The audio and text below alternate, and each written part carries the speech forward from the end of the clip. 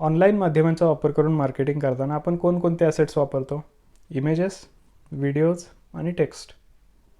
3 हे मेजर आहेत आणि या 3च गोष्टी तुमच्या डे टू डे लाईफमध्ये सुद्धा इम्पॉर्टंट आहेत आणि तुमच्या ओव्हरऑल मार्केटिंग जर्नीमध्ये पण तुम्हाला मदत करतात. टेक्स्टच्या रिगार्डिंग जर बोलायला गेलो, टेक्स्टमध्ये कॉपी रायटिंग म्हणून एक कन्सेप्ट असते, ज्यामध्ये एक सिंपल वाक्य ते तुम्ही कशा पद्धतीने फ्रेम करताय आणि त्यातून युजरकडून एखादी पर्टिक्युलर ॲक्शन तुम्ही एक्सपेक्ट करण्याची प्रोबॅबिलिटी वाढवताय, याला कॉपी रायटिंग म्हणतात. इमेजेस आणि व्हिडिओ यामध्ये इमेजेसमध्ये व्हिज्युअल आणि व्हिडिओजमध्ये ऑडिओ व्हिज्युअल हे एलिमेंट्स असतात.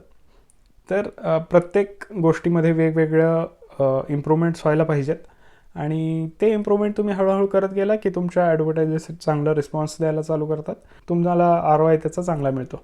तर आता तुम्ही या 3 गोष्टींपैकी कोणती गोष्ट मोस्टली यूज करताय आणि त्यातली कोणती गोष्ट तुम्हाला रिझल्ट्स कमी देते आणि त्यात तुम्ही कोणती गोष्ट इम्प्रूव्ह करू शकता जेणेकरून तुमचे रिझल्ट्स तुम्ही वाढवू शकताय, याचा थोडा अभ्यास करा.